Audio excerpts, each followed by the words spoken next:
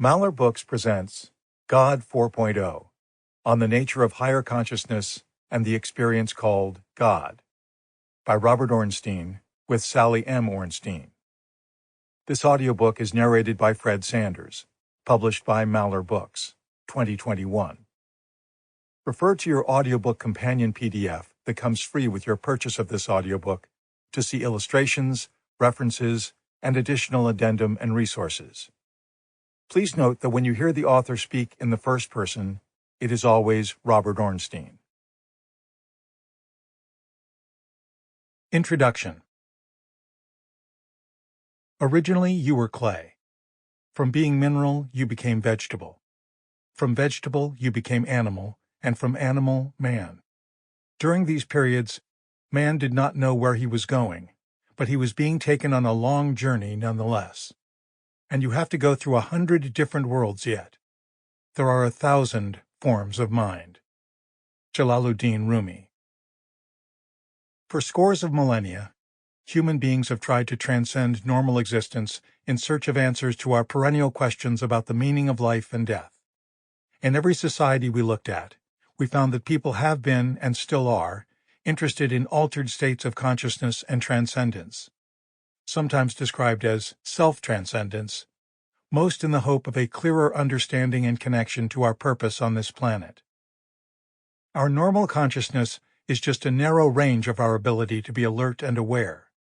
Geared to survival, it demands a level of awareness of the external and internal world that allows us to respond rapidly, taking the shortest route to survive physically and do well in the world.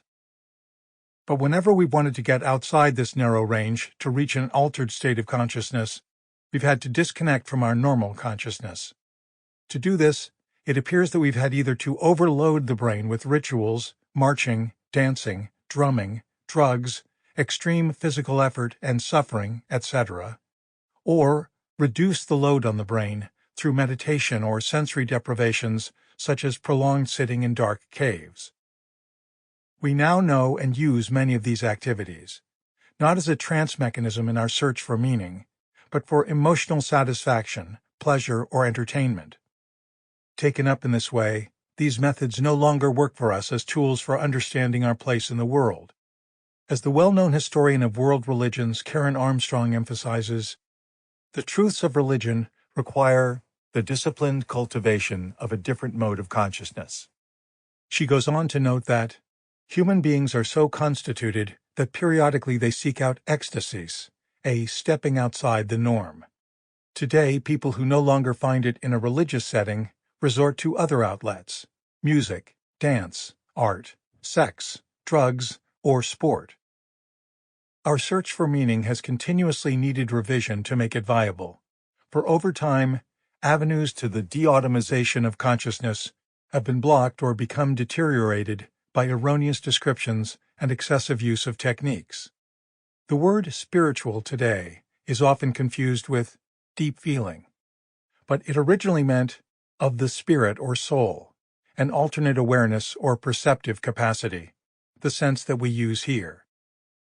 Metaphorically, we live from day to day under a cloudy sky that interferes with our seeing the subtle signals that can guide us, like the stars in our everyday world, which have guided people across the earth and enabled us to settle everywhere.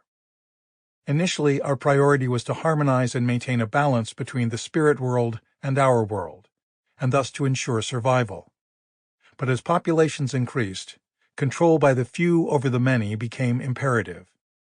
Consequently, almost all societies fell to prematurely organizing those points of light, creating percepts such as the Mayan corn god, who wants you to sacrifice the people you have captured, or the Christian God, whose representative on earth, the Pope, commands that you go on a crusade to free the holy city from the infidels.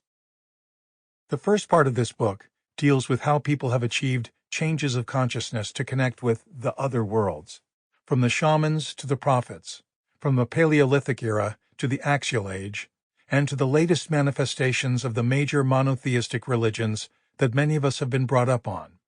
It includes a look at how our search for meaning has repeatedly been derailed and for what reasons.